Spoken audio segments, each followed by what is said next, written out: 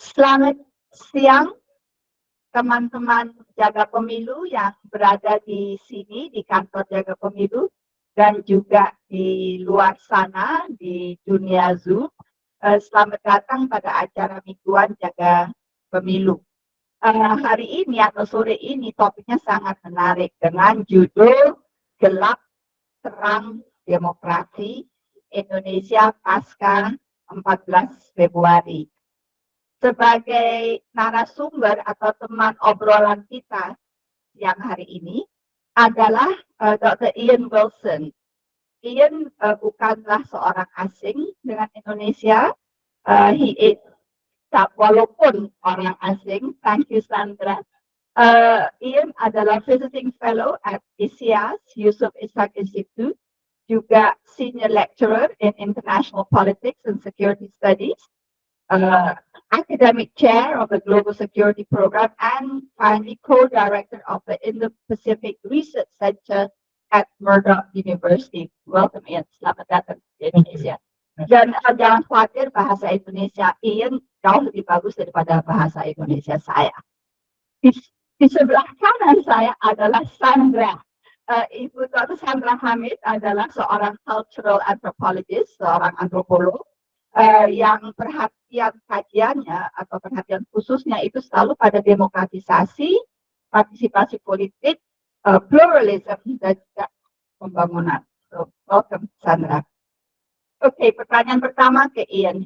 Ian, beberapa minggu yang lalu Anda menulis suatu tulisan yang sangat, judulnya paling tidak, sangat provokatif. Judulnya ditulis adalah An Election to End All Elections. Seolah-olah pemilu yang akan datang ini adalah pemilu yang terakhir. Mengapa Anda demikian pesimistis? Itu kalau melihat mungkin 10 tahun belakangan ini, ada tren-tren di politik ini untuk mulai mempertanyakan kembali tentang skala partisipasi masyarakat lewat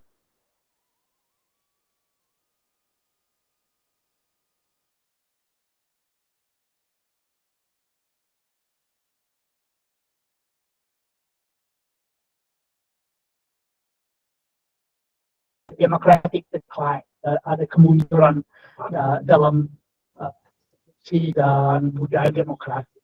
So, untuk saya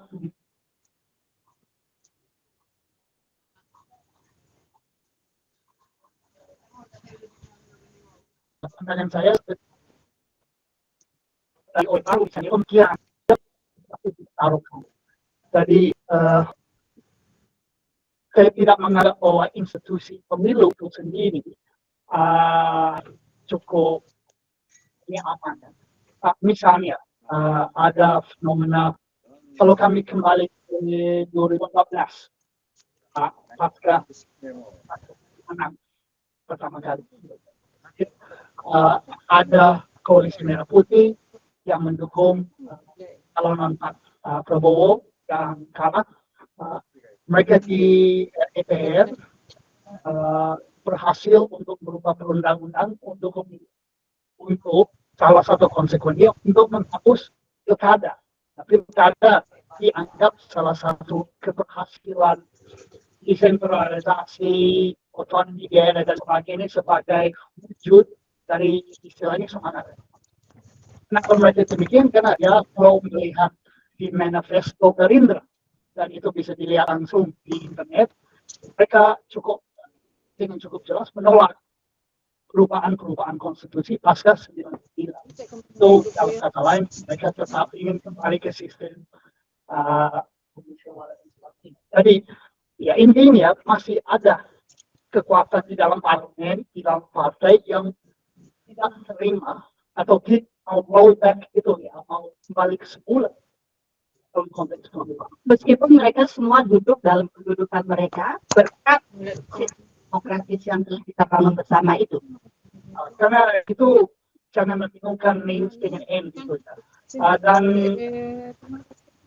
cara untuk meraih kekuasaan ya adalah terbaiknya adalah lewat pemilu. itu berarti ada komitmen secara ideologi dan prinsip terhadap itu sendiri. Itu pertanyaan yang ada. Kenapa Sandra?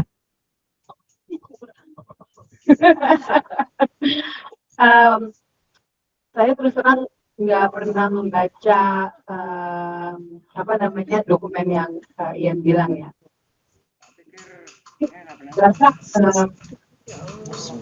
bukan soal paper itu sendiri, tetapi kalau menurut saya memang yang terjadi kalau pada saat itu kalau kita ingat soal pilkada yang ingin dihapuskan gitu ya, mungkin ini adalah saat yang tepat untuk kita mengingat kembali kenapa nggak berhasil gerakan itu, siapa yang kenapa tidak berhasil gagasan itu, siapa yang bergerak untuk memastikan bahwa pilkada, bahwa hak masyarakat untuk bisa memilih kepala daerah secara langsung itu tetap terjaga. Itu adalah masyarakat sipil. Kita ingat sekali waktu itu bagaimana masyarakat sipil sangat solid untuk memastikan bahwa hal tersebut tidak terjadi dan menang. Nah, mungkin ini masalah yang harus jadi catatan kita, bukan masalah ya. Ini adalah catatan kita bahwa ada hal-hal yang ingin mereduksi nilai-nilai demokrasi, harus ada pihak-pihak yang melindungi nilai-nilai demokrasi itu.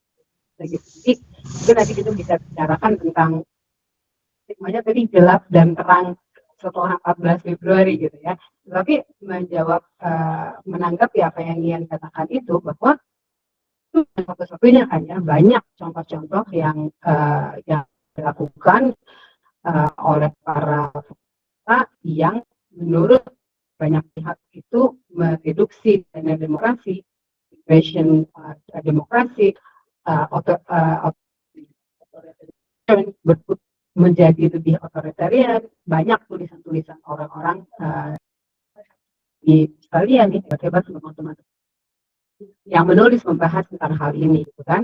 Nah, menurut saya kita harus kembali melihat catatan dan ketika upaya untuk mereduksi demokrasi kita itu berhasil ditahan, itu biasanya karena ada gerakan-gerakan.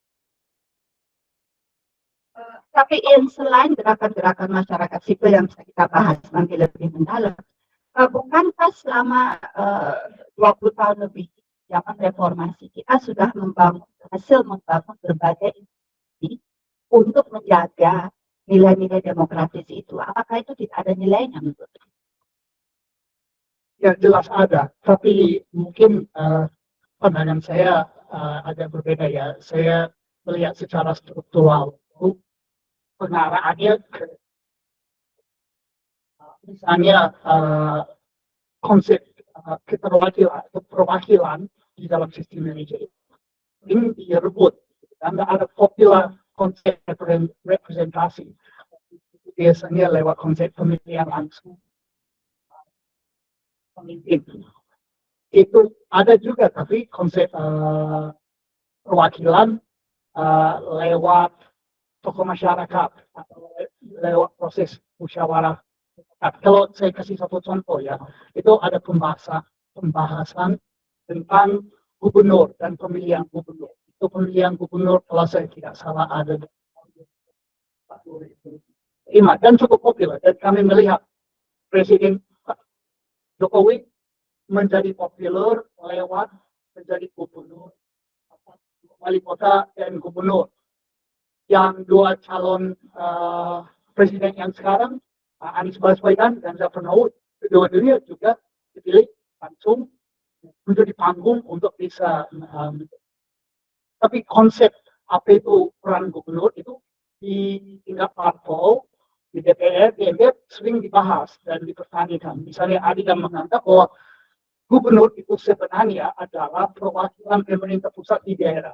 Nah, kalau kamu menganggap gubernur itu, ya mestinya tidak dipilih masyarakat, karena itu top down function gitu ya. Kalau dipilih masyarakat, mereka punya mandate populer, itu ada kebijakan sendiri-sendiri yang mungkin bisa bertentangan dengan pusat. Nah, ini konsep yang sedang direbut di antar parpol.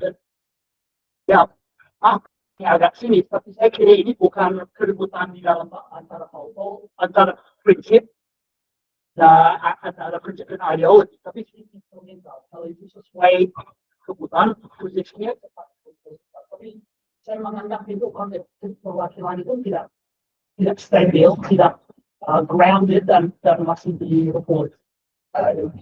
Perebutan perebutan ini juga kemarin dipaparkan oleh salah satu teman kita yaitu Ferry Amsari dari Dallas yang bicara mengenai PJ-PJ ini. Apakah ini menurut Ian wujud dari perebutan wakil-wakil daerah itu? Ya itu menarik karena saya 2 tahun lalu tertarik dengan PJ, fenomena PJ itu karena buat kejanggalan ya. Kalau untuk punya pejabat sementara, hal yang biasa untuk sistem demokrasi antara masa jabatan dan sebagainya. Tapi untuk PJ itu karena perubahan terhadap undang-undang pemilu yang agak memaksakan supaya semua pemilu ada pada tahun ini. Berarti ada jabatan gubernur, wali kota dan sebagainya yang sampai 36 bulan lama ada istilahnya untuk sementara. Nah, itu sudah separuh dari kulte yang dipilih. Dan prosesnya sangat tidak jelas. Itu sudah ada beberapa gugatan di MK tentang proses penunjukan kepala daerah. Jadi ini bukan konspirasi ya, karena saya tidak percaya ada konspirasi di pemerintahan karena it's not that organized, itu nggak bisa ada. Tapi ada, it's a blessing in disguise. Yeah, it's opportunism. It's a kesempatan. Apalagi untuk mereka yang mungkin secara ideologis menganggap bahwa sebaiknya keterwakilan itu lewat proses top. Bahwa partai atau DPRD yang tahu pemimpin yang terbaik, bukan masyarakat. Itu lewat DPRD atau parpol pemilihan tahun lalu, ada gugatan DPRD misalnya terhadap sistem proporsional tersebut dan terbuka, dan itu menarik penjelasan mereka di case itu bahwa mereka mengatakan partai yang melatih, yang memilih kader, mereka tahu terbaik apa itu merupakan pemimpin terbaik. Ya secara tidak langsung itu berarti masyarakat sendiri tidak tahu, yang lebih tahu parpol. Jadi ada pemikiran bahwa sebenarnya itu dari satu sisi tentang perjalanan di demokrasi itu ya, partai yang lebih tahu masyarakat dan mereka mau menutup ruang yang populer.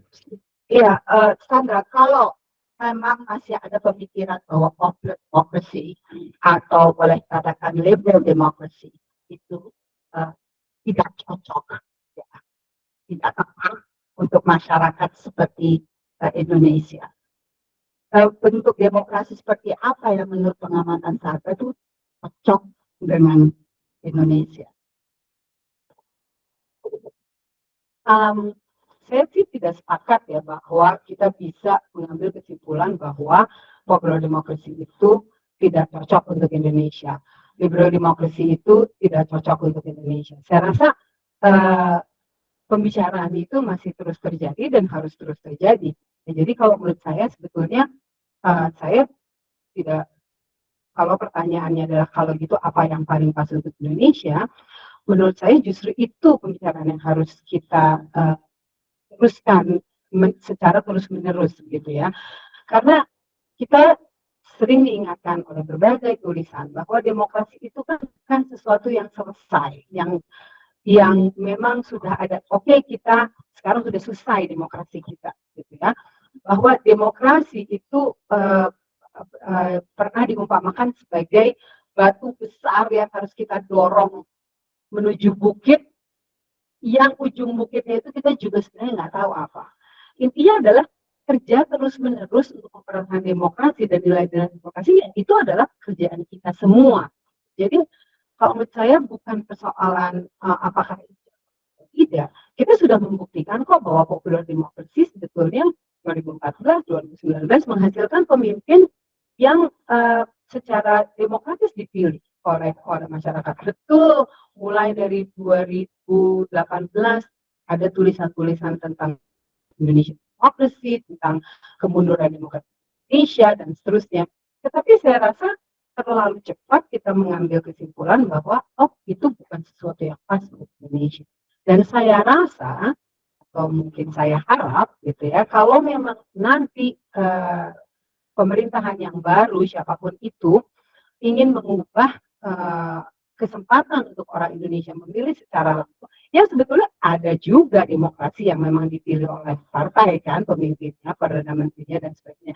Kita tidak bisa mengatakan bahwa itu tidak demokratis, tapi kalau ada orang, ada kelompok yang pemerintah yang akan datang ingin mengubah sistem demokrasi kita menjadi demokrasi yang tidak langsung seperti masa lalu, saya rasa akan ada penolakan yang cukup besar. Nah, sekarang pertanyaannya adalah seberapa banyak kalau kita percayai bahwa pemilih secara langsung itu adalah yang terbaik buat masyarakat Indonesia, kan pertanyaannya adalah seberapa banyak masyarakat Indonesia yang mempercayai bahwa itu adalah nilai yang baik. Jadi bukan hanya masyarakat sipil yang bekerja untuk itu, bukan hanya para akademisi yang berpikir tentang itu, tapi masyarakat banyak juga mengetahui manfaat itu. Saya rasa kan sebenarnya ini juga hal yang harus menjadi refleksi kita juga gitu ya, bahwa kita berasumsi bahwa orang banyak, bahwa warga itu mengetahui dan menyerapi betul nilai-nilai demokrasi itu apa, menghayati betul kepentingan untuk mempertahankan nilai-nilai demokrasi. Kita berasumsi kita. Contoh saja deh misalnya, teman-teman masyarakat sipil berteriak soal dinasti politik. Kita berasumsi bahwa orang tidak suka dinasti politik. Kita berasumsi bahwa ketika warga mendengar ini adalah dinasti politik, maka warga akan menolak, tidak suka. Tapi kan ternyata tidak demikian. Kita sudah tahu persisnya pengertian warga. Karena kalau warga tidak mengerti soal dinasti politik dan konsekuensinya, ya teman-teman kita bisa berbicara soal tapi tidak akan ada gaungnya di masyarakat. Wah, begitu saja. Nah, kembali ke yang tadi ditanyakan, apakah misalnya popular democracy itu bukan sesuatu yang ingin kita teruskan? Saya pribadi akan mengatakan bahwa tentu harus diteruskan karena itu sudah kita buktikan baik untuk Indonesia dan kita bisa, tapi tetap harus diperbanyak konstituensi yang mengerti mengapa itu perlu, dan itu lagi-lagi kerja-kerja demokrasi. Jadi dengan demikian demokrasi jelas it's a work in progress ya. It's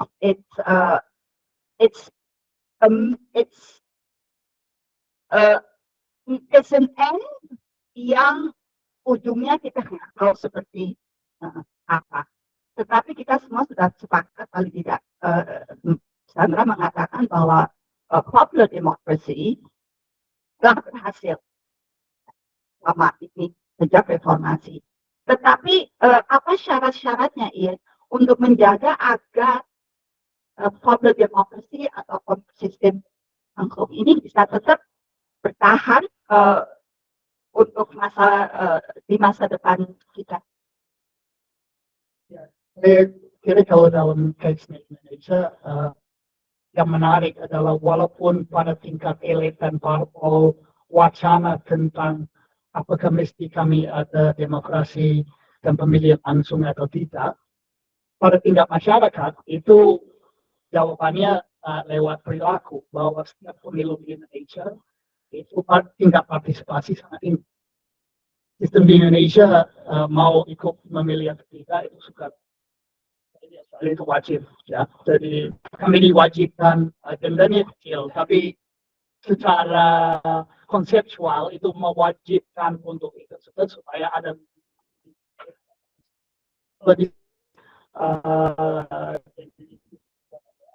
itu rata-rata 9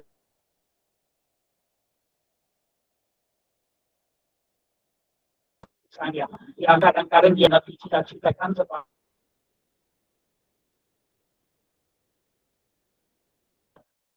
dua arus yang kadang bertentangan, bahwa ada wacana pada tingkat elit yang sering bicarakan demokrasi dengan nada yang negatif, ya. Misalnya, seperti wacana tentang apakah ada putaran satu,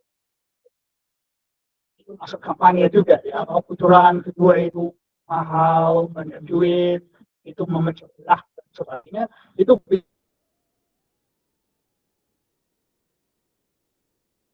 bisa dianggap bahwa itu bahasa yang agak anti demokratis, bahwa seolah-olah demokrasi itu mereka satu. Jika di sendiri Di biasa, satu pesta dulu. ya betul, pesta itu, ya, itu masalah sekali. Ya. Itu kuliah di Indonesia zaman anti bambu 293 dan sebagainya. Jadi saya masih ingat wacana dan bahasa itu sangat mengenal. Tapi pada tingkat masyarakat itu partisipasi sangat aktif. Mereka yang memberi semangat dengan berpartisipasi, dan saya kira itu menjadi sebuah halangan itu, ya, untuk elit yang mau mendorong ke arah atau memperkecilkan ruang partisipasi. Akan tetapi ya tidak sesederhana itu, karena bisa juga bahwa ada partisipasi tapi maknanya atau kemungkinannya untuk membawa perubahan makin mengecil. State control democracy misalnya, atau pemilihan atau yang bisa ikut serta dalam pemilu itu ditentukan atau dari kalangan yang harus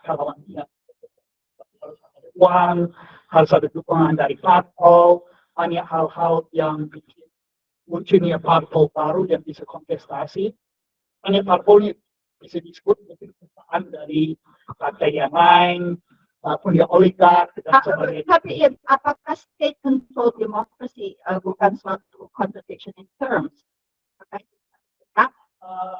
Secara prinsip ya, tapi di dalam political science literature itu memang hal yang sering ada, bahwa ada proses demokrasi formal lewat pemilu dan ada pemilihan dan sebagainya. Artinya state control tidak sama dengan mereka menentukan hasil pemilu dengan curang dan sebagainya, tapi mungkin ada dalam konteks. Tapi pemilihan itu sendiri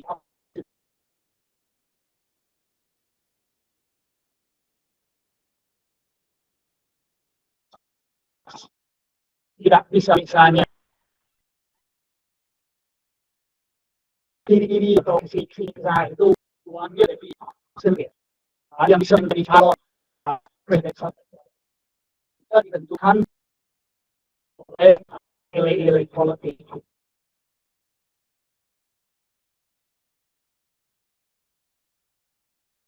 Jadi ruang demokrasi itu Katakan bahwa ruang demokrasinya ada, tetapi ingin mempertanyakan kualitas dari demokrasi itu sendiri. Secara formal ada, tetapi secara kualitatif tidak ada. Tapi di lain pihak dikatakan bahwa keyakinan masyarakat Indonesia pada demokrasi itu sangat tinggi, terlihat dari voter turnout yang demikian tinggi. Jadi kalau Ibu Sandra tadi mengatakan bahwa akan apa sejauh mana masyarakat menghayati nilai-nilai demokrasi, sebetulnya kalau dilihat dari voter turnout itu penghayatan dan penerimaannya kalau 90% sangat tinggi, bukan cukup tinggi, sangat tinggi. Melihat itu, seharusnya kita telah melihat upaya elit yang mempunyai visi yang berbeda ini, seharusnya kita melihat masa depan dengan penuh optimisme dong. Sebelum saya jawab itu kan juga ada istilah competitive authoritarianism. Ya, jadi ya tadi memang contradiction in terms ya, tadi state control democracy. Jawab pertanyaan Ibu Natalia, saya rasa begini. Dari tadi kita ketika bicara demokrasi, kita terpaku hanya membicarakan soal aturan-aturan dan soal pemilihan umum, soal election. Ya, Jadi dari tadi yang dibicarakan, jadi dan memang ini sangat umum sekali bahwa kalau kita bicara soal demokrasi, lalu kita terpaku hanya membicarakan demokrasi dalam konteks yang formal, bukan konteks yang formal ya, dalam kerangka formalnya yaitu election, pemerintah yang dipilih, lalu kita pastikan pemerintahnya tunduk pada hukum, gitu ya. Padahal kita tahu bahwa demokrasi tentu jauh lebih luas dari itu semua, gitu. Jadi kalau misalnya masyarakat Indonesia, kalau masyarakat Indonesia memang sangat antusias mengikuti pemilu, saya rasa itu adalah apa namanya sebuah keberhasilan, ya keberhasilan rugi kalau nggak ikut pemilu, gitu kan? Kita selalu mengatakan demikian. Nah ke sini semakin ke sini orang banyak juga yang mengatakan kalau begini kita golput saja, gitu ya. Tapi dari tahun ke tahun kita melihat bahwa angkanya memang tidak tinggi. Dan kalau boleh saya katakan, ya tidak golput. Nah, jaga pemilu juga mengkampanyekan untuk tidak golput kan. Oke, tapi jadi kembali ke pertanyaan tadi, saya rasa kita nggak bisa melihat bahwa penerimaan masyarakat itu tinggi pada demokrasi hanya dari partisipasi pemilu saja. Nah, kita harus melihat banyak sekali aspek-aspek lain dari demokrasi yang harus kita nilai-nilai demokrasi yang harus kita cek secara terus-menerus sebetulnya penerimaan masyarakat. Bukan hanya masyarakat, tetapi juga tentu elit-elitnya. Sejauh mana misalnya elit menggunakan nilai-nilai yang tidak demokratis untuk mendapatkan dukungan dari para warga secara populer. Itu juga harus kita lihat, gitu ya.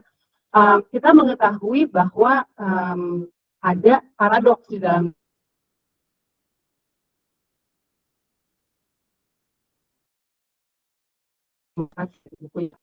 paradoks of democracy, di mana di situ dikatakan bahwa memang anak yang demokratis, semua bisa berbicara, semua punya pendapat, semua bisa bebas, dan itu adalah kemewahan dari demokrasi. Tetapi pada saat semua orang berbicara, terutama kita masukkan lagi sekarang unsur sosial media dalam diskusi ini, gitu ya, ketika semua orang punya akses bukan hanya untuk mengkonsumsi sosial media, tapi juga bisa memproduksi, segala macam nilai-nilai yang tidak demokratis juga bisa dipasarkan lewat sosial media. Nilai-nilai yang tidak selamanya bisa menjaga keterbukaan kita, tetapi menggunakan keterbukaan untuk memasarkan nilai. Ini kan paradoks, gitu ya. Nah, sejauh mana orang-orang yang bisa menggunakan keterbukaan tersebut bisa menjaga nilai-nilai demokrasi, itu adalah sekali lagi tugas kita. Nah, yang kita banyak lihat adalah ketika masyarakat sipil, saya kembali lagi misalnya contoh ketika undang-undang KPK, kan banyak masyarakat itu kan banyak sekali masyarakat sipil, mahasiswa dan sebagainya yang berusaha untuk menghentikan revisi tersebut, berusaha untuk menghentikan jangan ada kemunduran dari mandat KPK. Tapi kan tidak banyak gaungnya di masyarakat, dan yang terkena imbasnya itu masyarakat lalu mengatakan bahwa ini hanya bikin macet, ini nuisance, ini merepotkan, gitu ya. Ini sesuatu yang hanya masyarakat sipil akademisi saja yang sebenarnya banyak ngomong dan sebagainya. Walaupun sebetulnya kita tahu pada saat sekali sebenarnya yang berusaha untuk disampaikan oleh teman-teman masyarakat sipil lewat sosial media dan sebagainya. Sekarang pertanyaannya adalah kenapa kok itu kan yang dibaca, kenapa bukan masyarakat bukan terpapar pada hal-hal tersebut, tapi lebih terpapar pada akun-akunnya para buzzer politik misalnya pada saat itu.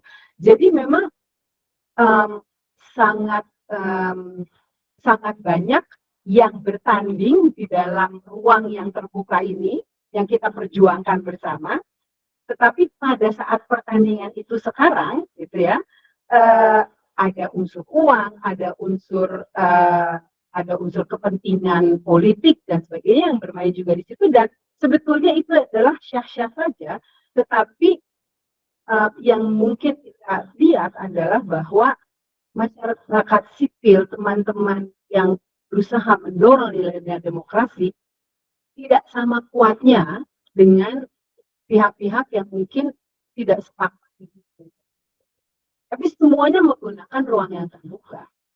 Dan kita tidak bisa juga mengatakan, ya kalau begitu ruang terbuka ini tentu saja kita tidak sepakat lagi ya, pentingnya demokrasi. Pandangan saya. Jadi kita nggak bisa hanya melihat bahwa dukungan terhadap demokrasi besar karena partisipasi politik besar. Atau demokrasi terancam karena pemilihan langsung akan dihilangkan. Menurut saya jauh lebih besar dari itu pembicaraannya dan PR-nya banyak sekali. Yang sangat kita jelas kita berbicara mengenai demokrasi lebih besar daripada sekedar pemilu. Tapi kalau pemilu saja yang merupakan basic minimum requirement ya untuk bisa menjalankan demokrasi di mana kita suatu masyarakat mempunyai kemampuan atau kesempatan atau kewajiban untuk memilih pemimpin. Kalau pemilunya saja kehilangan integritasnya, apa artinya demokrasi kita ya? Karena yang kita lihat sekarang, jaga pemilu ini yang didirikan untuk menjaga integritas pemilu kita. Jaga pemilu didirikan agar masyarakat bisa menyuarakan pendapat mereka, melakukan pilihan mereka dengan merasakan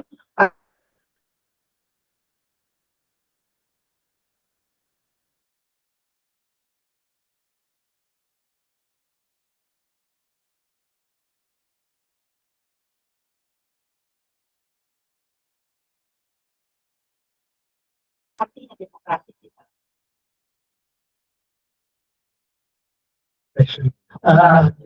Saya juga ya, sependapat dengan Sandra.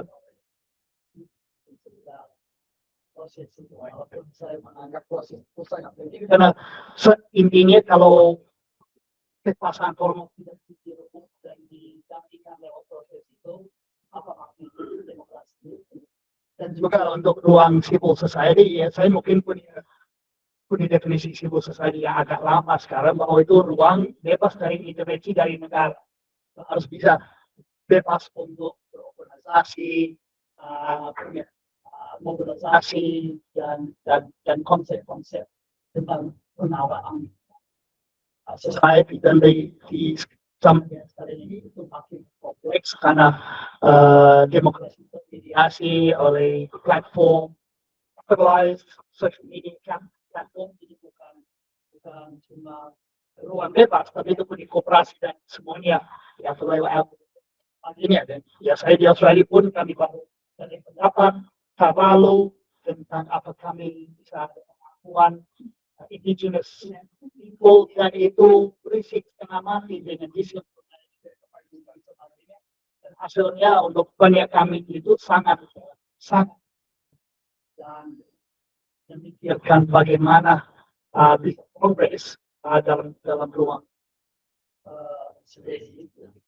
jadi ya itu tantangan demokrasi dengan ide mana-mana dan saya kira itu proses kita yang terus selesaikan masalahnya atau mungkin kembali ke konteks Indonesia adalah apakah ruang demokrasi itu bisa terbuka untuk partisipasi secara bermakna berbagai sektor. Saya lihat secara struktural itu makin meningkat. Misalnya dari kemungkinan ada parpol yang mewakili social class atau social group yang berbeda-beda bisa berkontestasi atau bisa ada keterwakilan di dalam sistem formal itu mungkin satu basic hal yang saya lihat sangat ya mesti dianggap makin meningkat. Ruang semakin sempit, sarana semakin kompleks, social media semakin membingungkan. Ya, Eh, dalam menghadapi itu semua, bagaimana masyarakat bisa menentukan pilihan mereka di dalam suasana seperti itu. Jadi sehingga timbul pemikiran bahwa ya memang masyarakat belum siap. Nah, gitu. Jadi, karena ini untuk bisa mengolah semua informasi ini atau kesempatan untuk bersuara ini, itu memerlukan suatu kemampuan untuk berpikir secara kritis, uh, secara terbuka.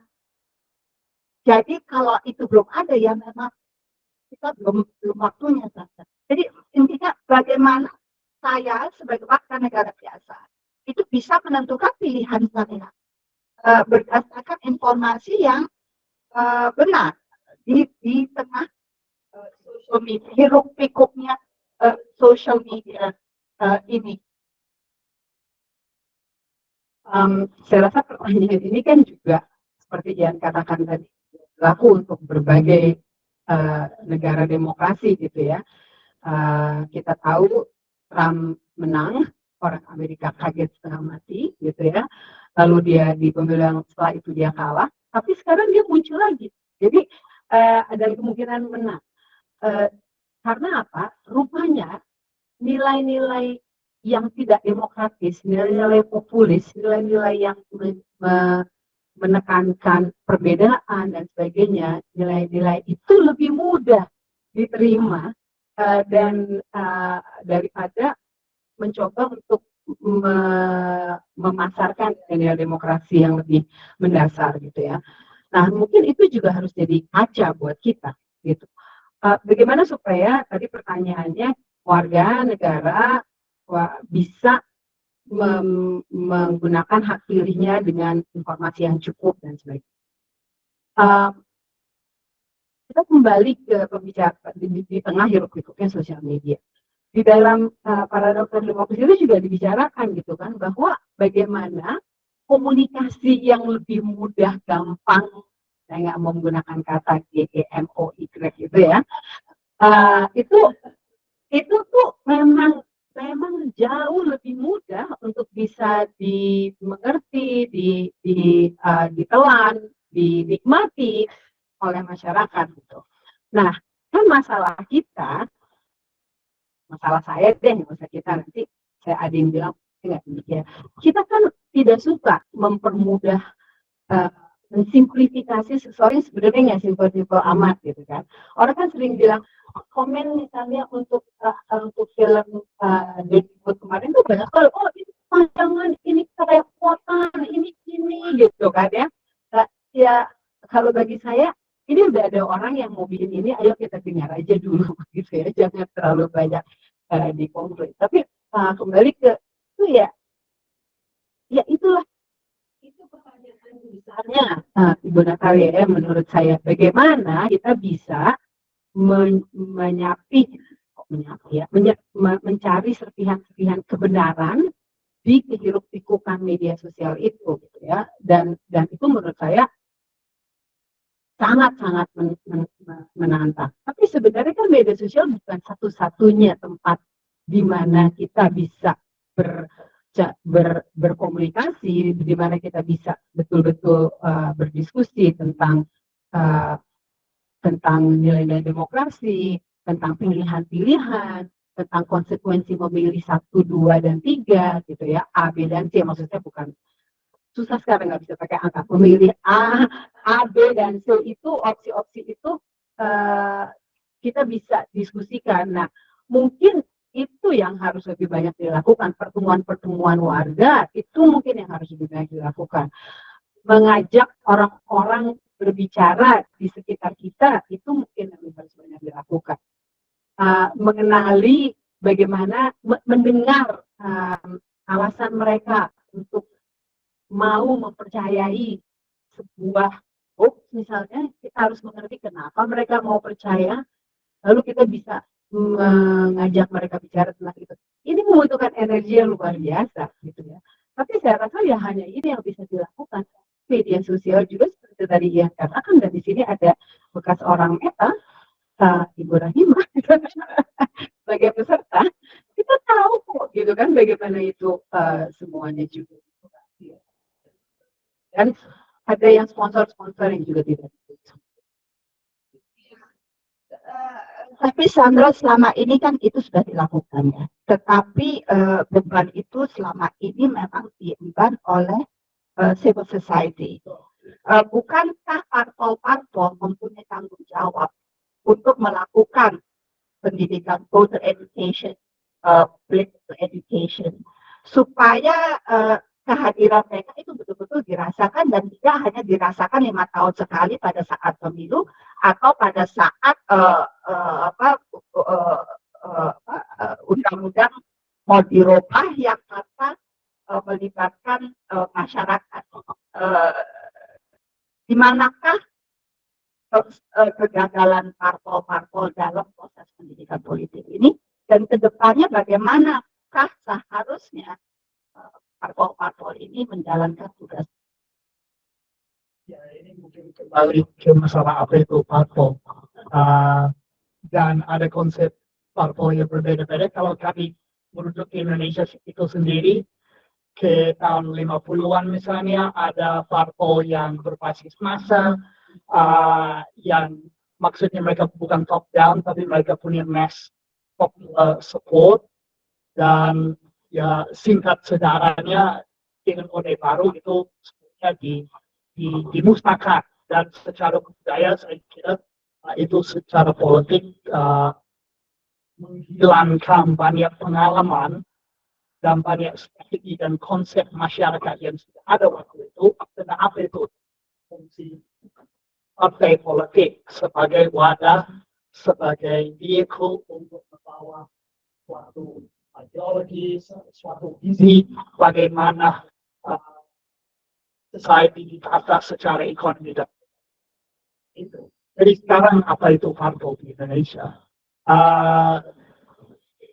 Itu pertanyaan cukup menarik, dan itu saya kira sangat elitis sebenarnya. Itu base masyarakat di parpol itu sangat tipis. Malah ya saya penelitian sebelumnya lihat ormas misalnya, dan saya lihat ormas sering menjadi penyambang antara parpol dan masyarakat, karena ada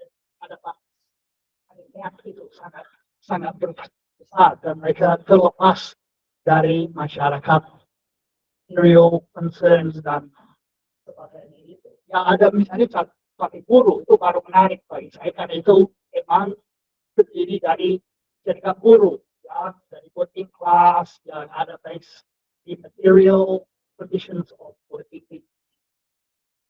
Tapi karena budaya politik sudah tidak punya bintang yang pantas tertentu, apakah mereka akan berhasil di pemilu ini? Tapi untuk sementara ini itu budaya ini sudah sangat paling ke masalah parpol bisa dijadikan apa.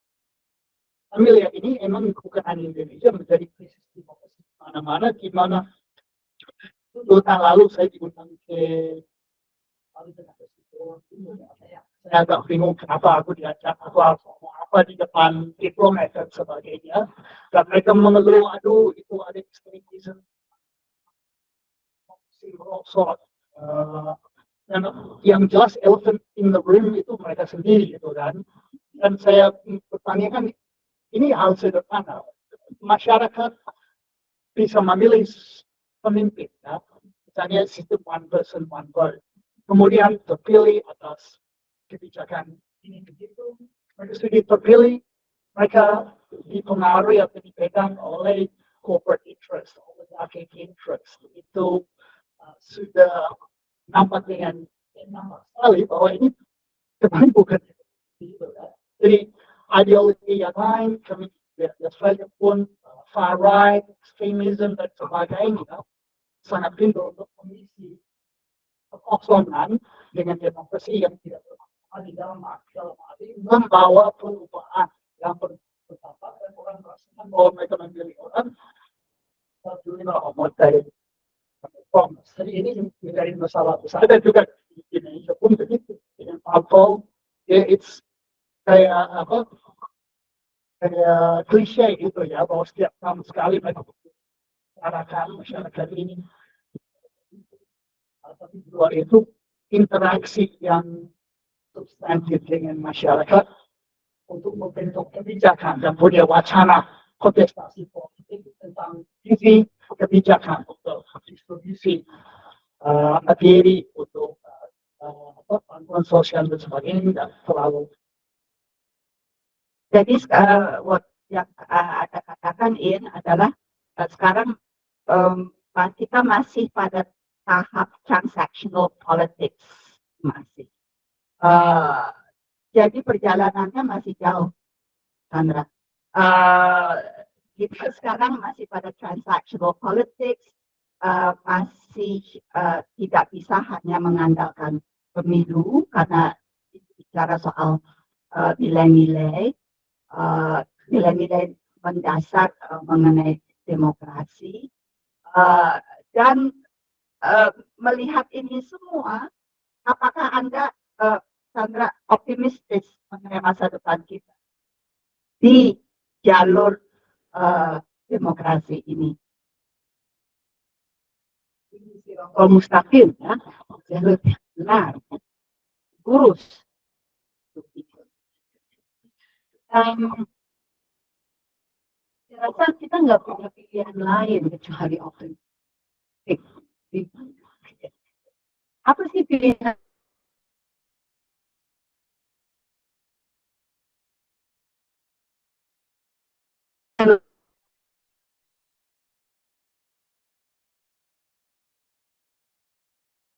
lain?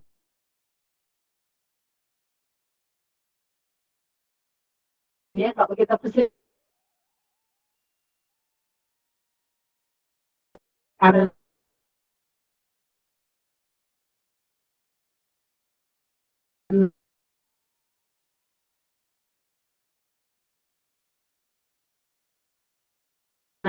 pesimistik, karena pesimistik kita, lalu karena kita merasa bahwa bicarakan ini semua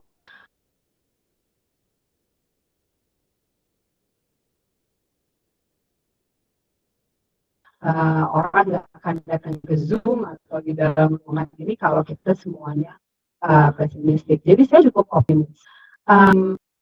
Memang seperti saya bilang tadi, jalannya saya tadi, dan salah satu yang PR saya rasa ya, kemarin waktu kita diskusi, kita berpikir tentang apa sih PR kita ke depan gitu ya.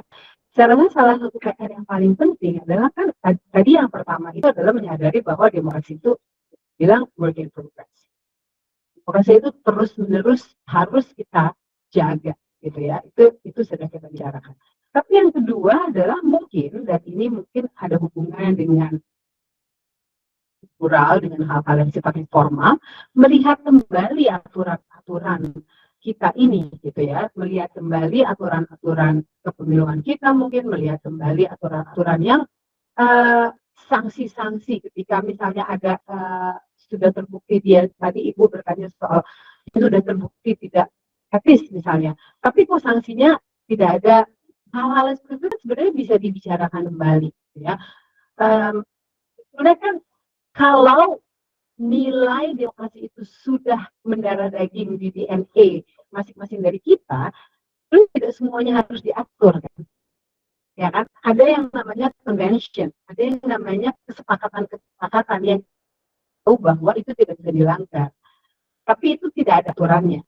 Dan itu juga kan yang terjadi di Amerika, gitu kan, bahwa Presiden Trump dilihat sebagai presiden yang sama sekali tidak perlu pada konstitusi, tapi dia tidak melanggar aturan hukum karena memang selama ini itu hanya convention saja, selama ini hanya kesepakatan politis. Nah, menurut saya mungkin karena banyak hal yang berhubungan dengan nilai-nilai itu tidak betul-betul Inggris, tidak betul-betul mendarah daging atau belum gitu ya. Saya rasa mungkin mana-mana juga nggak ada yang mendarah daging gitu ya. Mungkin aturan-aturannya juga harus diperketat. Jadi kalau misalnya tentang konflik of interest misalnya, bagaimana? Harus ada sanksi yang lebih jelas misalnya tentang hal tersebut. Nggak bisa cuma dikatakan bahwa tidak etis lalu tidak ada sanksinya. Saya hanya berpikir tentang apa yang bisa kita lakukan untuk mempertahankan demokrasi kita ketika untuk jangka pendeknya ini ya, jangka panjangnya tentu adalah kita harus terus menerus membicarakan, menyiarkan tentang pentingnya demokrasi dan partisipasi masyarakat dan seterusnya. Tapi jangka pendek yang menurut saya melihat kembali aturan-aturan yang mungkin bisa diperbaiki, bisa diperketat untuk memastikan bahwa nilai-nilai demokrasi itu dan kepatutan, itu yang mau saya katakan. Kepatutan itu ada sanksinya kalau dilanggar. Karena diperlukan kan kita melihat sendiri. Ya saya itu saya rada galau soal ini karena saya merasa apakah ia semua itu harus dikodify. Apakah kita sudah sampai pada suatu titik di dalam masyarakat kita itu di mana kalau tidak tertulis dalam aturan itu berarti boleh. Selama ini saya terima banyak sekali komentar ya mengatakan enggak ada yang dilanggar, aturannya mengatakan demikian. Soal etika itulah, soal hukum dan etika itu lain. Yang penting tidak ada melanggar hukum. Nah, kalau semua kemudian seperti yang Sandra katakan bahwa itu sebaiknya diperketat melalui aturan-aturan tertulis, berarti memang kesadaran kita pada etika, pada convention itu amat sangat rendah. Apakah iya kita serendah itu? Tadi gimana kalau kita lihat? Teman-teman Anda kan bukan bagian dari orang-orang, saya asumsikan, itu bukan orang-orang yang tanpa pendidikan kan? Mereka saya asumsikan di dalam ini, dalam kepala saya ini mungkin WhatsApp group gitu kan ya, diskusi-diskusi atau ketemu di pesta Bongki Pacoy kemarin misalnya gitu ya. Maksud aku, ya iya, ya memang demikian. Makanya saya katakan tadi adalah harus ada strategi jangka pendek dan harus ada strategi jangka panjang. Strategi jangka pendek kita harus sesuai dengan keadaan masyarakat kita sekarang. Kenyataannya bahwa banyak hal yang kita anggap bahwa harusnya orang tahu bahwa itu salah, atau misalnya harusnya orang tahu kalau itu tidak etis maka itu salah, itu tidak demikian. Anda katakan sendiri gitu. Jadi kalau menurut saya ada jangka pendek, ada kerja-kerja jangka panjang yang memang terus-menerus harus dilakukan. Apakah ini ideal? Tidak, sama sekali tidak gitu ya. Tapi apa yang bisa kita lakukan di dalam absennya kesepakatan kita pada nilai-nilai etik. Coba jawab pertanyaan itu. Yang harus dilakukan di dalam situasi di mana ada kemunduran nilai-nilai itu. Oh, emang ada kata Ibu Sandra. Ini bukan saya lah, Ibu Sandra yang ngomong. Kalau di Indonesia itu terserah masyarakat Indonesia. Tapi tapi secara ya mungkin saya coba ambil pandangan berbeda. Ada pendekatan structural approach to power, agency politik berbagai kelas sosial ditentukan oleh relasi. Dan bisa dikatakan di masyarakat itu juga masih sangat menentukan agensi politik masyarakat. Dan itu proses untuk merupakan itu pasca 98 cukup drastis gitu ya. Dan itu kita patut bangga. Ya, itu suatu pencapaian yang luar biasa ya. Seberapa puluhan tahun ada rezim, kemudian dalam beberapa tahun ada demokrasi. Itu ya sangat diverse, sangat terbuka. Tapi ya kekuatan-kekuatan yang periode baru tidak menghilang gitu kan. Lihat di transference of power, muka yang sama sampai sekarang ini pun muka yang sama. Walaupun ini 280 juta orang, itu mukanya sama. Dari iya, waktu saya masih mahasiswa di 93 mukanya sama. Jadi ini masalahnya ada continuity of power, dan itu menjadi tantangan untuk tapi untuk ada tension antara formal demokrasi dan harus yang Tapi ini discontinuity of power bagi banyak orang Indonesia. Saya melihat memberi suatu ketenangan. Jadi ini memberi stabilitas, memberi kepastian. Kita bakal tahu kalau ini mereka yang berkuasa siapapun itu kita sudah tahu cara mainnya bagaimana.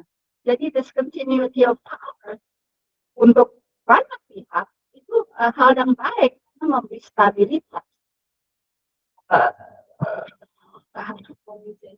Ya, dan itu wacana yang aku diskut ya, dan bahwa demokrasi merupakan kontestasi memecah belah, kontestasi membuka social vision itu, social konflik. Dan di negara seperti Indonesia yang dari awal punya konsep untuk bagaimana kami bisa mengikat berbagai kelompok yang cukup berbeda ya secara sosial kultural, itu suatu hal yang bagus secara retoris ya. Kami harus menjaga persatuan. Kalau kita hoping can come apart gitu. Itu juga kembali, tetapi tentang bagaimana demokrasi rules of the game, dan ada proses dan institutionalization proses itu, kalau orang bisa merasa ada perubahan itu gampang. Saya lihat masa yang sekarang ini menarik gitu ya, karena dari satu segi negatif karena ada persepsi bahwa proses elektoral mungkin dan sebagainya. Tapi silver lining is that ada wacana yang cukup ramai tentang banyak masyarakat bisa melihat bahwa ini tidak sesuai dengan konsep fair kami ya, dan mestinya institution bisa menentukan sesuai dengan konsep itu. Itu mereka ya ada yang sudah bilang etika dan aturan berbeda, tapi mestinya ya ada prosesnya etika mengisi dan ya, saya lihat survei-survei bahwa banyak masyarakat sebenarnya tidak begitu peduli dengan dinas. Walaupun ya mungkin untuk saya atau orang lain itu dianggap tidak benar itu, tapi untuk banyak kenyataannya banyak orang tidak begitu jauh itu tidak mengganggu. Jadi ini suatu proses yang terus harus sekarang melihat reaksi begitu besar, bukan dari kalangan yang biasa ya, ada akademik, intelektual dan sebagainya, masyarakat, istilahnya masyarakat biasa yang merasa ini yang tidak sesuai dengan harapan mereka atau norma mereka atau konsep etika. Ya. Bagaimana? Ya, silver lining, saya suka itu. Silver lining, Sandra. I was trying very hard to find one. Iya. Nah, silver lining ada silver liningnya. Buktinya melihat apa yang telah terjadi dalam beberapa minggu terakhir ini, telah bangkit lagi kesadaran masyarakat. Tentu dikatakan bahwa itu masih kalangan terbatas ya. Tetapi dengan terus bertambahnya orang yang bersuara, itu kan menunjukkan bahwa democracy is not dead. Democracy is not dead. Tetapi apakah ini bukan sesuatu yang oleh salah satu kenalan saya mengatakan, oh, too little, too late. kemana aja masyarakat. Mengapa kok baru sekarang kita bicara? Kenapa nggak dari tahun 2022 lah waktu program-program mulai? Apakah kita selama ini terlena dan kemudian sekarang shock? Bagaimana? Is it too little too late? Menurut Anda? Is it too little too late for what? For us to voice, to be angry, to want to do something, untuk melakukan sesuatu. Dalam konteks pemilu sekarang. Ya,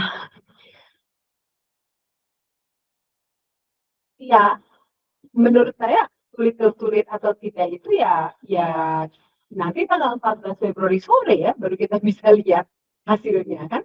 Gimana kita bisa mengukur apakah yang dilakukan oleh banyak masyarakat, banyak orang gitu ya, bukan hanya masyarakat organisasi sipil tapi banyak orang gitu ya, berbicara tentang perbenturan antara etik dan aturan dan sebagainya gitu, mempertanyakan kok bisa dia melanggar etika tapi keputusannya tidak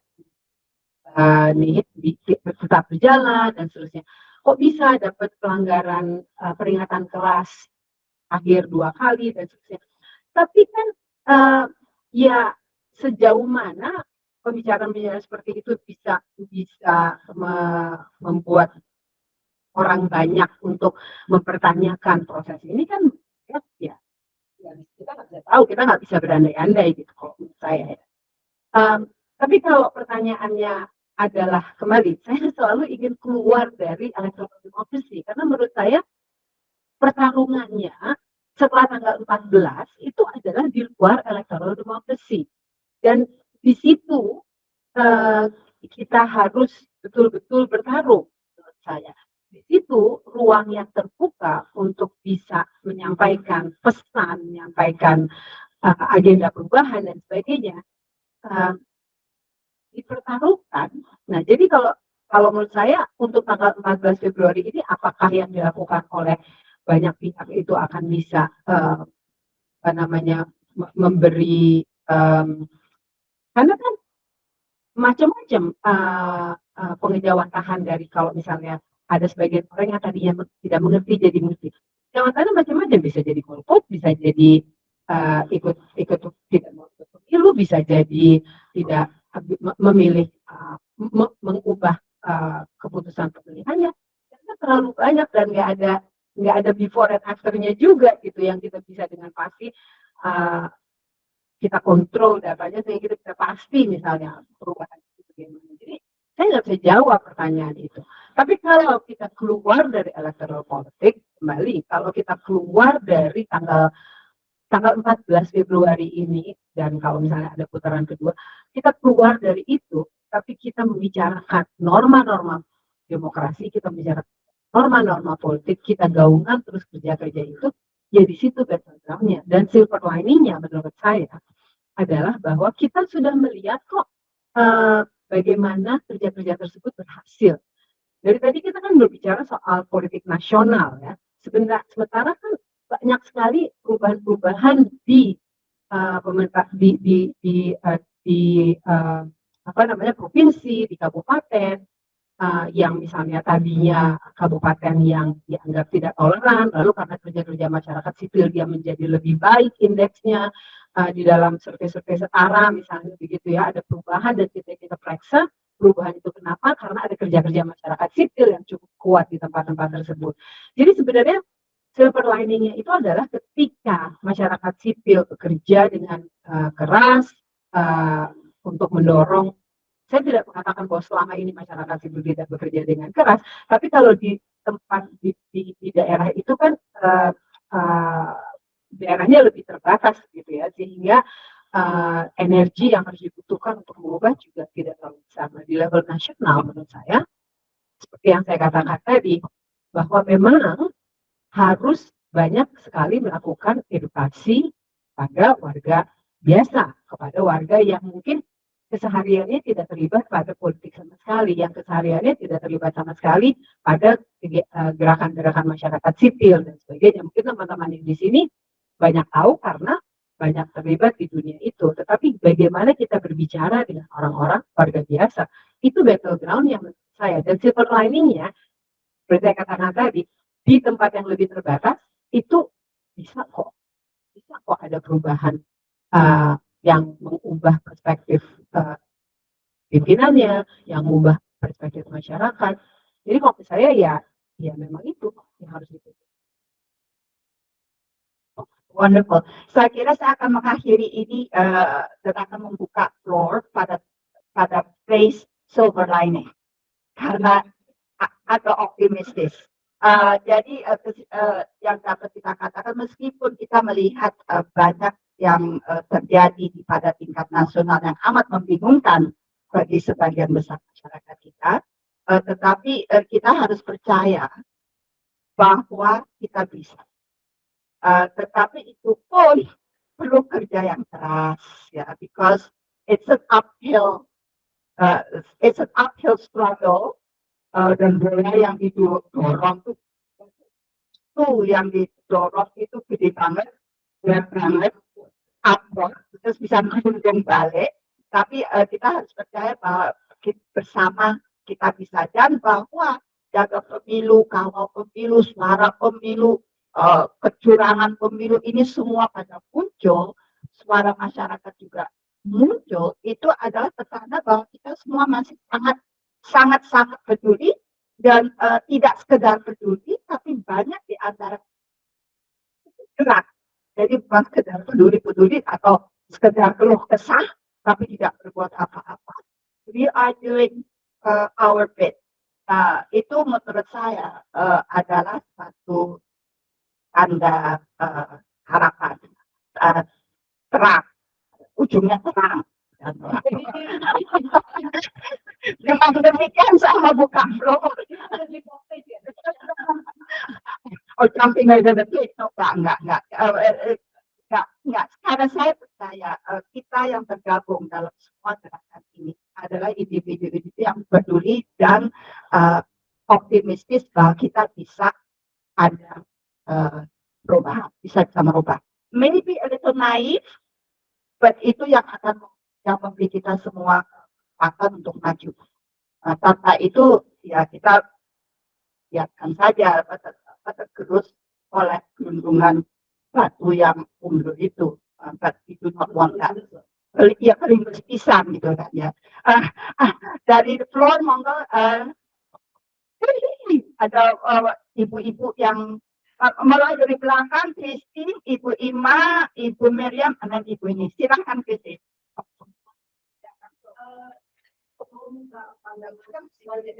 Ke depan aja Christine. Ya supaya bisa masuk ke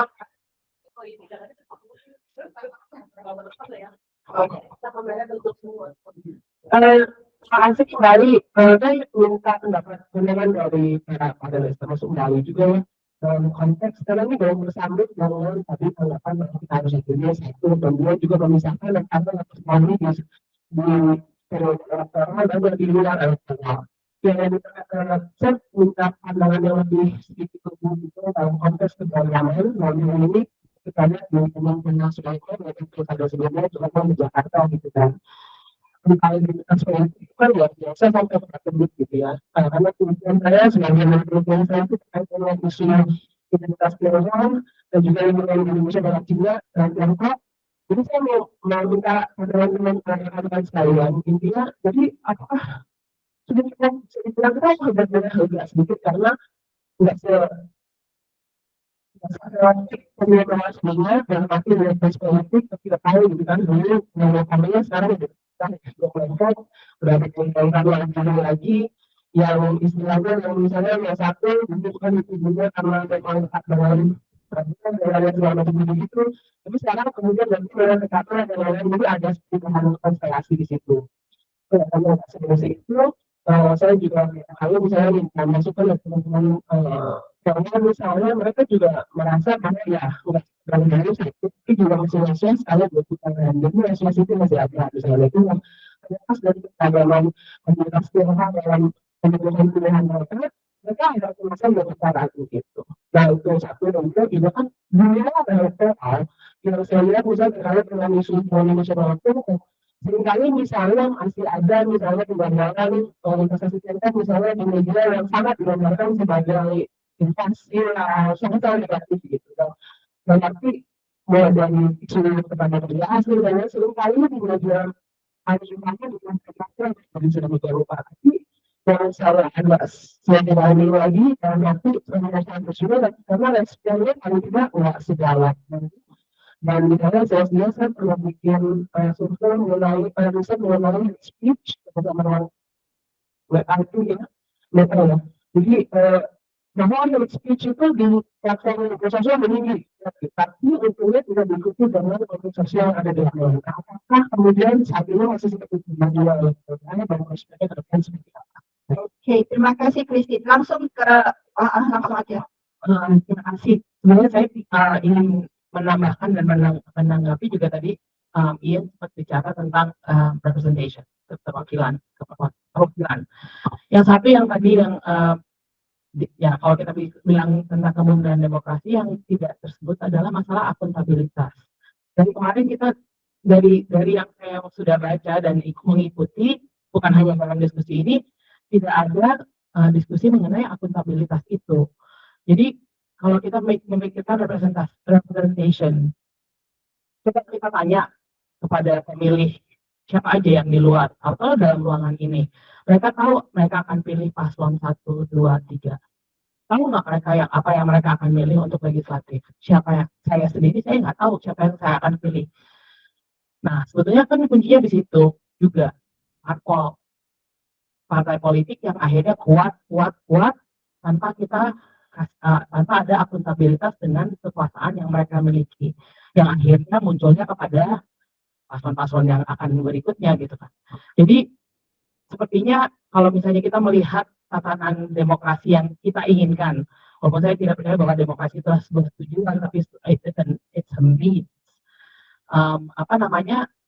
Bagaimana akuntabilitas itu kan seharusnya tidak harus dikodifikasi seperti tadi pembahasan antara Mas Anda dan Rai tadi tentang kodifikasi harus semua ada regulasi. Harusnya kan dengan adanya akuntabilitas itu kan kalau misalnya pemimpin yang buruk dalam pemilu berikutnya tidak dipilih lagi kalau mereka tidak perform.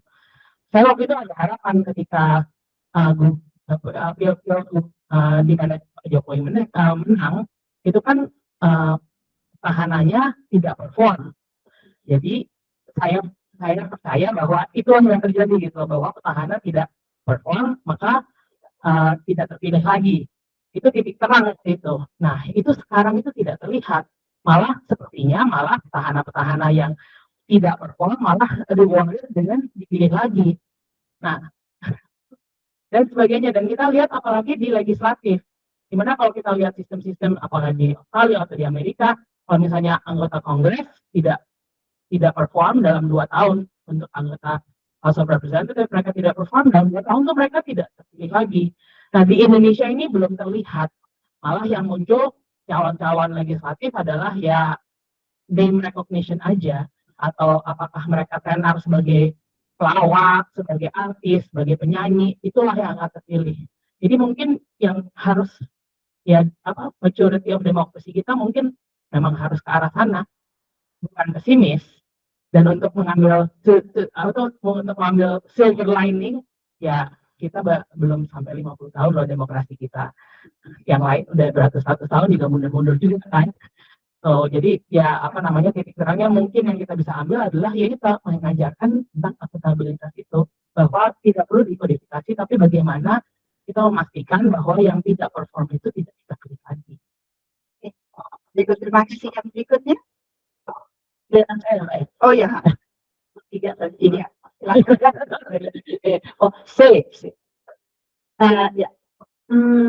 Saya tertarik tadi dengan gagasan Ibu Sandra tentang membuat regulasi, karena dari pengalaman, dan pengalaman itu adalah pembelajaran yang baik, ada pertentangan antara etika dan aturan, di mana pelanggaran etika ini kok tidak bisa ditindaklanjuti dalam bentuk efek jerah gitu kepada yang bersangkutan. Karena rasanya kalau berharap mereka yang ditegur atau diingatkan atau diomongin secara nasional karena melanggar etika, itu kayaknya tenang-tenang aja. Kan bahkan sampai ada karena urat malunya memang udah putus begitu. Nah terus kan harus ada tindakan yang konkret untuk menangani hal-hal ini. Dan saya setuju tadi Mbak, untuk jangka pendeknya bikin aturan-aturan. Gak gampang loh ngurusin 280 juta. Dari proses belajar atau psikologi belajar, itu memang harus ada pendekatan-pendekatan yang sifatnya reward and punishment gitu. Itu masih yakin itu. Dan baru kemudian kita ngomong reinforcement. Jangka pendek aja dulu. Jangka panjang setuju Pak. Pendidikan apakah lewat formal, informal, dan seterusnya. Nah, tadi sudah disebutkan tantangannya. Saya mau nambahkan. Yang pertama itu yang tadi yang bilang tentang parpol. Kan tadi Pak Mat bilang seharusnya, semestinya. Terus saya lihat wajahnya. Mesti ya, siapa yang memastikan kalau mereka nggak merasa diharuskan untuk memberikan pendidikan politik pada paling tidak anggota-anggotanya dan lebih jauh lagi pada masyarakat. Terus Ian dengan lucunya mengatakan parpolnya di Indonesia saya masih tanya apa tuh parpol katanya. Ya memang ini sesuatu yang terus bisa dipertanyakan karena memang tingkat keparpolannya, tingkat pemahamannya berpartai politik masih seperti demikian. Jadi kita memang tidak bisa mengharapkan bahwa mereka akan melakukan pendidikan. Pendidikan pun kalau yang parpol itu kan sebetulnya bukan pendidikan yang sifatnya jangka panjang dan formal. Tapi itu udah enggak tantangan ya, Mbak ya. Kemudian yang kedua, budaya patriarki, Mbak. Itu kan selalu menjadi tantangan yang luar biasa, termasuk juga untuk para aktivis perempuan yang ini. Ketika kita bicara tentang isu-isu perempuan. Banyak kelompok etnis di Indonesia yang masih memegang kuat budaya patriarki. Saya Batak nih benar ya, tapi untungnya Batak program gitu, orang tua saya juga demokratis dan sebagainya. Jadi saya merasa beruntung saya bisa ngomong kayak gini, verbal dan sukses karena pendidikan di keluarga demikian. Tapi kalau kita lihat di secara keseluruhan itu masih sangat sulit di Indonesia. Jadi banyak tantangan itu. Tadi ini Mbak mengenai apa harus ada untuk Ima dari Meta gitu. Nah, ini mengenai akuntabilitas. Iya, kita akan bilang seharusnya mestinya. Tapi kan susah kalau bilang mestinya, siapa yang mengharuskan? Dan apakah masyarakat sipil, apakah NGO dan sebagainya. Kalau saya selalu akan bertanya bagaimana itu diterjemahkan dalam bentuk aturan. Bahwa akuntabilitas ini akan dipatuhi oleh mereka semua yang berkontestasi lah kalau kita bicara.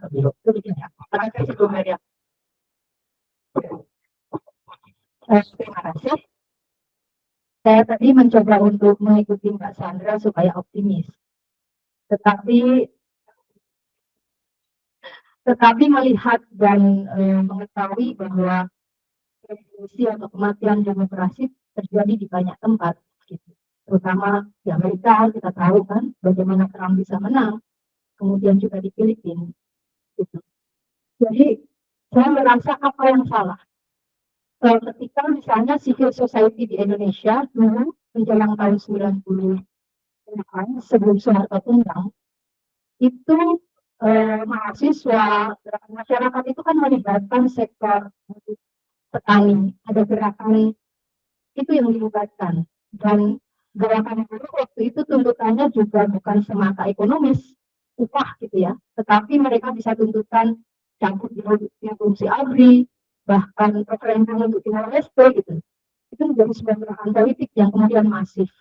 Bahkan kemudian acara bebasnya PDI waktu itu bahkan bisa dikoalisikan dengan rakyat, kemudian menjadi perlawanan terhadap Soeharto. Nah, saya tidak tahu apa yang salah dengan hari ini ketika kita melihat bahwa suara kelompok masyarakat sipil ini terlalu kayak diabaikan gitu ya, represi. Karena seolah-olah mereka tidak punya kekuatan yang bisa menggoyang kalau gerakan buruh misalnya semua buruh mogok mungkin rezim akan menjadi lebih represif. Sekarang karena yang bicara hanya mahasiswa yang sekarang kalau tidak lulusnya kan sekarang mereka harus 4 tahun harus lulus ya. Kalau dulu kan 6 tahun 7 tahun 10 tahun tidak ada gitu ya. Jadi itu kemudian tidak melibatkan dan ini dikatakan oleh salah satu analis politik juga bahwa Indonesia pasca Soeharto itu masyarakat itu tidak lagi melibatkan gerakan buruh dalam gerakan masyarakat sipil. Apakah itu menjadi suatu faktor juga yang membuat masyarakat sipil tidak cukup dengan daya hukum untuk saat ini? Dan terkait dengan apa namanya partai politik, misalnya mungkin saya butuh analisa dari Dian sama Mbak Sandra, kita bersama Levinsky sama dengan yang soal matinya demokrasi, dia menekankan bahwa kontrol itu harusnya dipegang oleh partai politik yang akan negara demokrasi. Lalu kita mendukung kontrolnya ketika kita tidak percaya partai politik bisa melahirkan seorang pemimpin yang baik, dan kemudian kita tahu populisme itu kemudian muncul ya. Kita waktu itu 2014 itu lebih relawan bukan partai politik gitu. Tetapi sekarang ketika kita melihat ke belakang, jangan-jangan salah karena kita mengabaikan partai politik. Kemudian yang muncul malah kelompok-kelompok yang justru tidak punya sikap politik yang jelas gitu. Itu satu hal. Yang kedua tadi menarik yang ngomong mengenai masalah partai buruh. Saya mendengar banyak orang muda itu mulai bicara tanya bagaimana dengan partai buruh. Kenapa ini menjadi sebuah alternatif untuk Indonesia? Terima kasih pertanyaan-pertanyaan yang berat untuk sore hari seperti ini mendung-mendung, tetapi oke. Saya akan bagi aja ya supaya so Ian, can you deal with masalah akuntabilitas soal suara masyarakat sipil yang diabaikan dan gerakan buruh, and then soal parpol yang merawat demokrasi. Udah itu aja.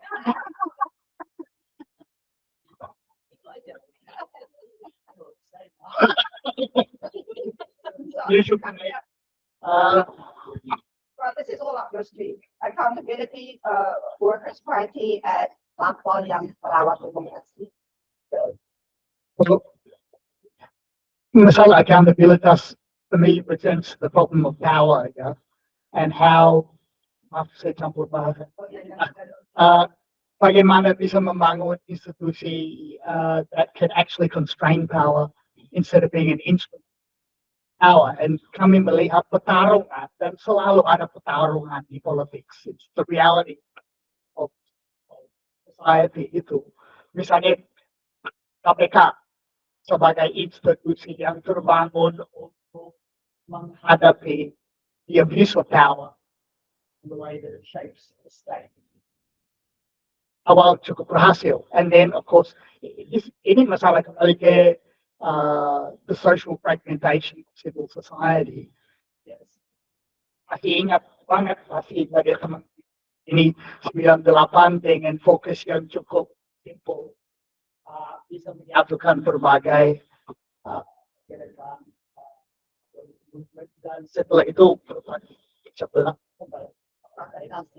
menjadi tantangan cukup besar. Kami lihat di pemilu itu pakai polarisasi, identitas, bukan karena itu suatu yang nyata di masyarakat Indonesia. Saya lihat kalau signs of deep social cleavage itu nggak ada sebenarnya, nggak begitu ada. Tapi itu cara untuk product distinction, untuk membagi kursi antara political elites. Ini agak topik, tapi saya dulu kan ya pilihan dari FPI misalnya, dan sering ditanya bagaimana FPI bisa melanggar aturan selama 20 tahun karena mereka punya fungsi yang cukup jelas untuk membuat isu yang isu identitas yang tidak mengganggu atau malah memperkuat political interest, right?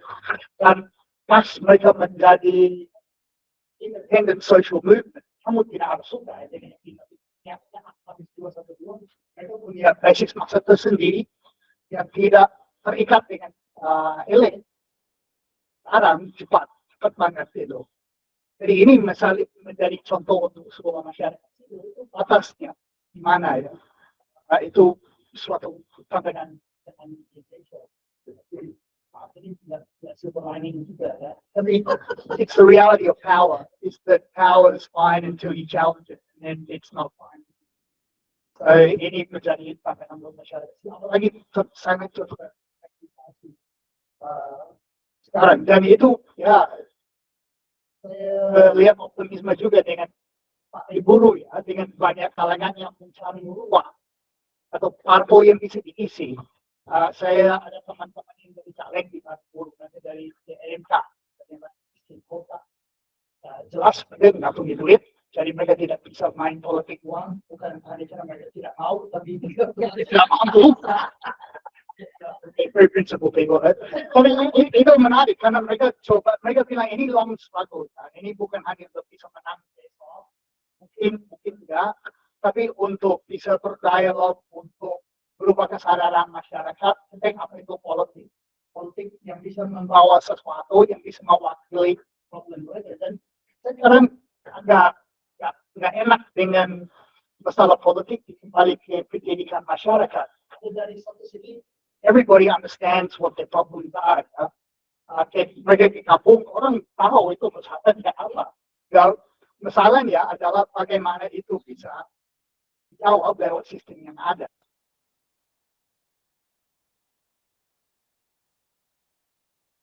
Dan orang tahu bahwa kenyataannya adalah mereka harus main transaction.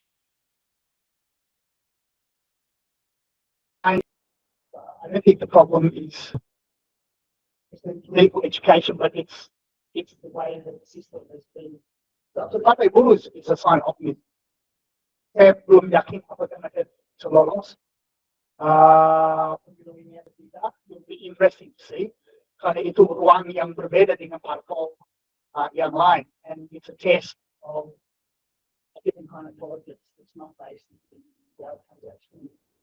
transactionalism. Parpol merawat demokrasi. Ya harus ada parpol yang ya seperti partai buruh, satu contoh ya, diisi bukan pecahan oligark atau pecahan mantan jenderal dan sebagainya untuk membagi kue. Parpol tidak akan dimiliki seperti itu, tapi terdiri dari bottom up. Masalahnya secara struktur sulit dengan persyaratan yang ada untuk sangat mengisi sempit uang untuk itu. Now, to change that, we have to contest. How? I don't have an answer. That was a good enough try-in. Thank you very much. And then Ibu Sandra, identity politics, etika versus aturan, pendidikan dan patriarchy. Can you address it?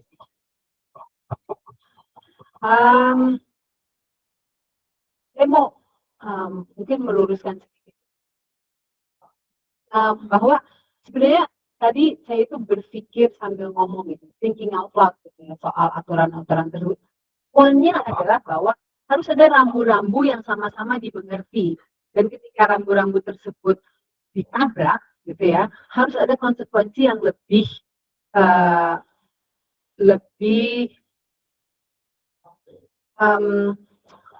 bukan hanya terasa, tapi konsekuensi itu membuat hal-hal yang diputuskan dengan tidak mengikuti etika, tidak mengikuti norma, itu juga harus ada konsekuensinya terhadap produk-produk hukumnya atau produk keputusan yang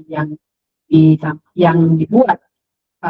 Jadi kalau menurut saya bentuknya aturan, bentuknya apa. Tapi harus ada norma-norma yang disepakati bersama dan ada cara untuk memastikan bahwa norma tersebut dijalani. Itu ya yang sebenarnya yang saya ingin katakan tadi. Tapi boleh nggak sih akuntabilitas? Karena menurut aku penting pertanyaan Ima tadi soal akuntabilitas, Ibu Ima. Kalau menurut saya masalahnya bukan hanya orang tidak mencoba untuk melihat apakah anggota DPR tertentu itu mengikuti janjinya atau tidak gitu ya, atau dia vote-nya bagaimana untuk sebuah undang-undangan misalnya. Itu kan ada aturan-aturan fraksi yang membuat sebenarnya sulit sekali juga buat orang untuk melakukan tracing apakah seseorang itu mengambil keputusan yang sesuai dengan yang dia janjikan. Jadi ya memang sulit.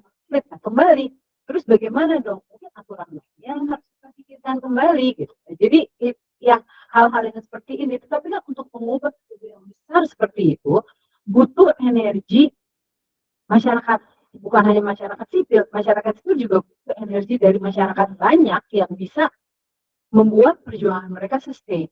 Nah, jadi kembali ke yang Ian katakan tadi, saya sepakat bahwa masyarakat tahu kok persoalannya apa. Saya tidak mengatakan bahwa masyarakat tidak tahu persoalan mereka apa, tetapi bahwa nilai-nilai demokrasi yang itu berbeda dengan yang kita yang apakah masyarakat mengetahui persoalannya, itu yang gampang sekali untuk dipermainkan melalui media sosial. Itu yang saya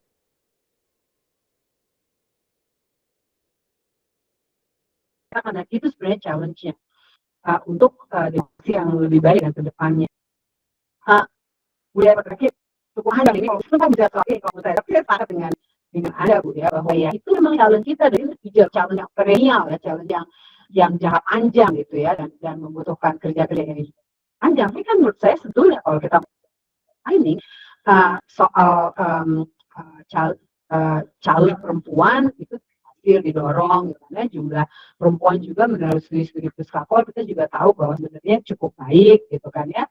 Nah sekarang kembali sebagaimana juga dengan demokrasi, lalu orang juga bicara bagaimana dengan kualitasnya, bagaimana dengan putusan yang mereka, apakah mereka betul-betul mewakili dan seterusnya gitu ya. Dan saya rasa kalau kita bicara soal keterwakilan perempuan bukan hanya di DPR ya, kita juga harus melihat perempuan di ASN dan sebagainya, dan cukup banyak sebenarnya studi-studi. Jadi PR panjang, tapi sebenarnya cukup ada perubahan-perubahan yang baik tentang hal tersebut. Nah terakhir ini Christine ya, jadi sebenarnya kalau saya sepakat ya Christine ya, mungkin memang ada perubahan konstelasi dari para pemainnya sendiri. Ya tadi Christine katakan gitu ya, bahwa mereka mungkin berada di kubu-kubu politik yang berbeda, jadi tidak mengumpul jadi satu. Itu kenyataannya memang itu yang terjadi. Tapi itu sebetulnya walaupun kalau kita mau berandai-andai, walaupun mereka berada di kubu yang berbeda, tetap bisa digunakan kan sebetulnya. Kalau emang mau gitu ya. Sebagaimana pemilu yang kemarin gitu, bisa aja digunakan, tapi ternyata tidak gitu kan, ternyata memang tidak digunakan. Jadi saya sepakat dengan Ian gitu, bahwa perbedaan itu sebetulnya adalah perbedaan di tingkat elit, dan bagaimana kapan itu mau digunakan, kapan itu mau tidak digunakan, itu elit yang menentukan gitu ya. Tapi kan bagi saya masalahnya adalah kok ketika elit ingin menggunakan, begitu besar yang bisa digerakkan. Itu kan yang juga harus jadi pertanyaan kita gitu. Bisa gitu. Berarti memang sebetulnya ada di situ pemikiran-pemikiran yang terbelah itu memang ada. Tetapi kapan itu bisa digerakkan dan kapan itu tidak bisa digerakkan, itu memang tergantung dengan elitnya. Dikatakan oleh iya. Tapi saya percayai bahwa kita harus bertanya, kok ketika elitnya menentukan ini harus dipakai, bisa dipakai. Itu menurut saya yang harus, itu PR kita. Nah, tadi saya kan sebenarnya agak bagaimana ya, agak sedih kan kalau misalnya Anda bertanya sama teman-teman dari FEC, enggak ini election, kan harusnya itu bukan pertanyaan, bahkan kan di dalam demokrasi yang baik, dalam sebuah struktur masyarakat yang minoritas dilindungi, harusnya itu bukan pertanyaan gitu. Saya mendengar bahwa ada pertanyaan itu aja tuh rasanya sangat nelangsa gitu ya. Karena menurut saya harusnya kita sudah lepas dari itu, tapi bahwa itu ditanya, meskipun jawabannya apa tadi, ya nggak tegang-tegang amat sih, tapi tegang juga kalau jadi 2 putaran. Jadi kan ini berarti memang ada isu, ada ketakutan, dan ketakutan itu ada dasarnya. Jadi menurut saya, ya lagi-lagi itu PR kita memang di dalam yang perlindungan terhadap minoritas itu yang sudah ada perbaikan gitu ya, tetapi kalau saya ini tetap Oke, dengan demikian saya kira pembicaraan kita, obrolan kita akan saya akhiri di sini. Saya tidak akan mencoba untuk merangkum. Adalah jelas bahwa meskipun kita saat ini berhadapan dengan tantangan jangka pendek, kita nggak boleh kehilangan visi jangka panjangnya. Kalau sekarang electoral politics kita ini kita masih memperjuangkan, kelihatannya masih rada suram, kita harus ingat bahwa kita sedang berjuang untuk masa depan yang terang.